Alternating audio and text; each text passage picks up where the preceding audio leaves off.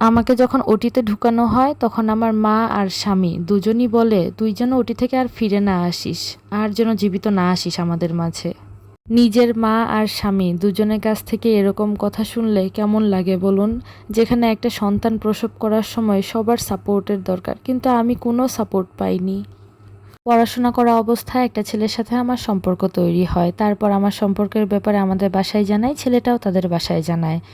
তারপর আমার বাবা-মা সবকিছু খোঁজখবর নেওয়ার পর তারা বলেন যে, "না, এখানে বিয়ে দেওয়া যাবে না।" কারণ ওদের অবস্থা আমাদের অবস্থা থেকে একটু নিচু আর্থিক দিক দিয়ে।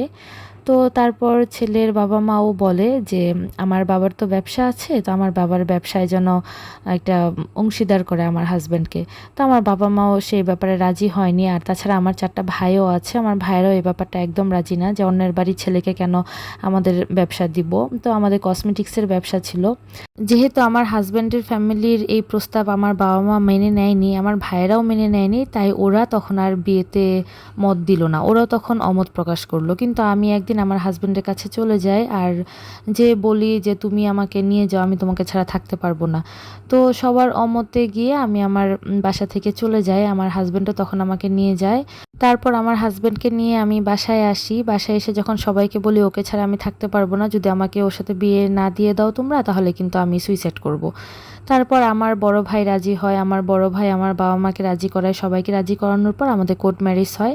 কিন্তু তখনও কিন্তু আমার পরিবারের সবাই থাকলেও আমার শ্বশুরবাড়ি থেকে শুধুমাত্র আমার হাসব্যান্ডের ভাই ছিল, আর কেউ ছিল না।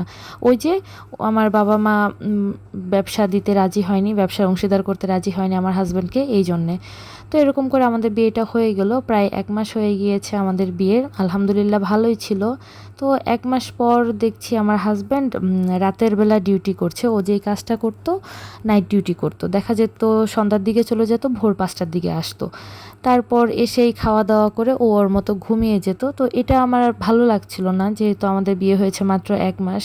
এখনই ওর আমার প্রতি কেমন যেন একটা অবহেলা আমি অনুভব করছিলাম। তারপর আমি বললাম, "তুমি আমাকে সময় দাও না, আমার প্রতি অবহেলা, কি হইছে তোমার?"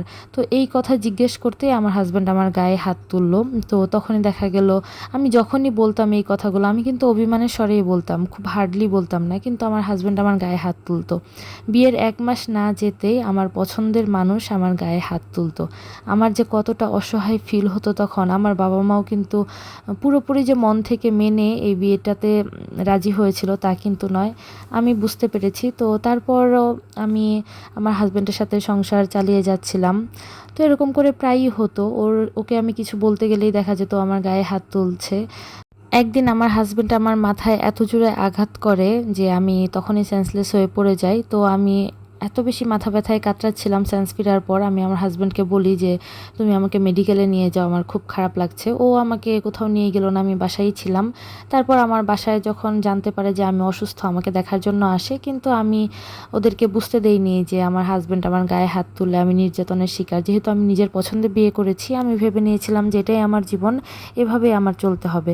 তো এরকম অবস্থায় আমি কিছুদিন পর জানতে পারি যে আমি প্রেগন্যান্ট। যেহেতু ১ম বাচ্চা, আমি অনেক খুশি হয়েছিলাম। আমার হাসব্যান্ডও খুশি হয়েছিল। কিন্তু আমার হাসব্যান্ড আমাকে তখনও কোনো সাপোর্ট করতো না। এমনকি বাচ্চা পেটে থাকা অবস্থাতেও আমার গায়ে হাত তুলেছে। একটা ঘটনা আপনাদেরকে বলি, যখন আমার বেবি ৭ মাসের পেটে, তখন আমার হাসব্যান্ডকে শুধু আমি বলেছিলাম, "আমার খুব খারাপ লাগছে, আজকে মশারিটা তুমি টানাও।" আমার হাসব্যান্ড বলল যে, "না, তুই তোর কাজ নিজে কর। নিজের কাজ নিজে করতে পারোস না?" তো আমি উঠে খুব কষ্ট করে উঠে গিয়ে মশারিটা টানাচ্ছিলাম। তো উঠার সময় হঠাৎ করে আমার হাসব্যান্ডের পায়ে আমার পাটা লেগে গিয়েছে। আমি ইচ্ছাকৃতভাবে লাগাইনি, হুট করেই লেগে গিয়েছে। তো এই জন্যে কেন পা লাগলো ওর পায়ে, ও আমাকে বিছানা থেকে ধাক্কা মেরে ফেলে দেয়। আমি পেটে প্রচণ্ড ব্যথা পেয়েছিলাম, কিন্তু আলহামদুলিল্লাহ আমার বাচ্চাটা ভালো ছিল, বাচ্চার কোনো সমস্যা হয়নি। এরকমভাবেই চলতে থাকে। তারপর একদিন আমার প্রসব ব্যথা ওঠে। আমি ব্যথায় কাতরাচ্ছিলাম। আমি আমার হাসব্যান্ডকে বলছিলাম যে, "আমি সহ্য করতে পারছি না। তুমি আমার বাসায় খবর দাও। না হলে তুমি আমাকে মেডিকেলে নিয়ে যাও।" কিন্তু আমার হাসব্যান্ড বলল যে, "না, কিছুই করতে পারবো না। এখানেই থাক, এভাবেই থাক। এখানেই বাচ্চা হবে।" তো এরকমভাবেই যখন প্রচণ্ড ব্যথা, তখন আমি আমার হাজব্যান্ডের হাতে পায়ে ধরে বলি, প্লিজ আমি আর থাকতে পারছি না। আপনারা তো হয়তো জানেন যে প্রসব বেদনা কতটা কষ্টের। তারপর আমার মাকে খবর দেওয়া হয়, আমার মা এসে আমাকে নিয়ে যায়। তারপর মেডিকেলে যাওয়ার পর আমি আলট্রাসোনোগ্রাম করাই, সেখানে আমাকে বলে যে বাচ্চা উল্টা, সিজার করতে হবে, নর্মালে হবে না। এই কথা শুনে আমাকে আবার বাসায় নিয়ে আসা হয় যে না, তারা সিজার করাবে না, যা হবার বাসাতেই হবে। 3 দিন আমার প্রচণ্ড ব্যথা ছিল, আমি ব্যথায় খুব কাতরাচ্ছিলাম। প্রসব বেদনা আপনারা অবশ্যই জানেন যে এটা কতটা কষ্টের। তো তারপর যখন দেখে যে না, আমার অবস্থা আরও খারাপের দিকে যাচ্ছে, তারপর আমাকে মেডিকেলে নিয়ে যায়। মেডিকেলে নিয়ে গিয়ে তখন সিজারের টাকা নিয়ে আমার মা আর আমার হাজব্যান্ডের মধ্যে অনেক বেশি ঝামেলা হয়।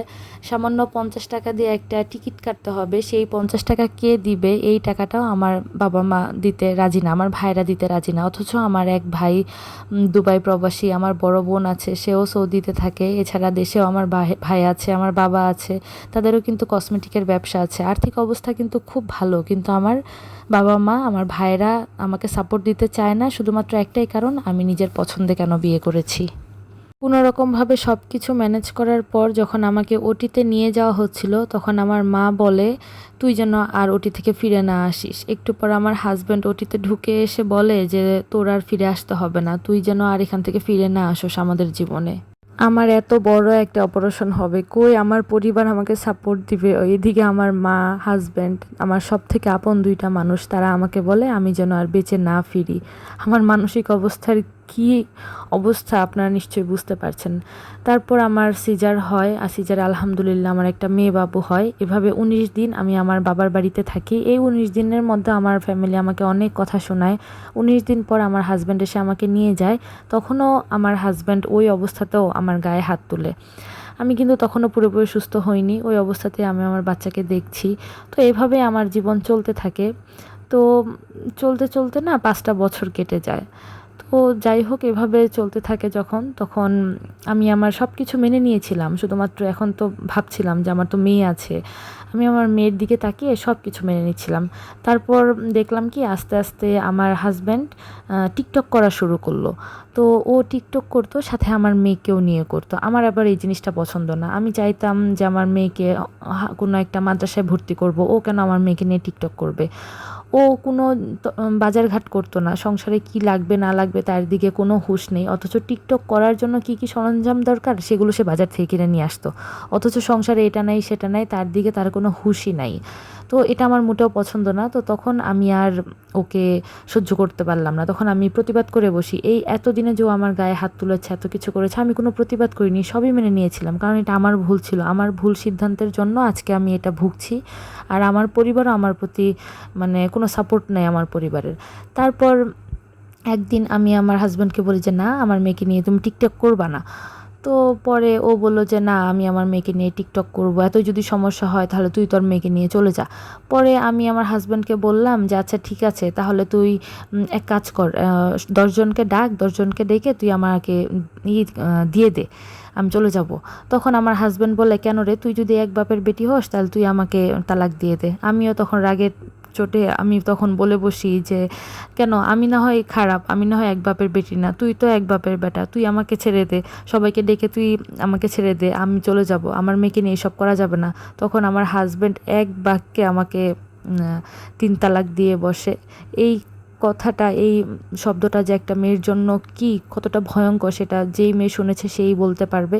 এমন অবস্থায় আমি আমার শাশুড়ি মাকে জড়িয়ে ধরে বলি যে মা, আপনার ছেলে তো আমাকে এটা বলেছে, আমার তো আর কোনো উপায় রইল না। তারপর আমি আমার বাসায় ফোন দিই, আমার ভাইকে ফোন দিই, ফোন দিয়ে বলি যে এই অবস্থা। তারপর আমার ভাই বলে আচ্ছা ঠিক আছে তুই থাক, আমি আসছি, তোকে নিয়ে যাব।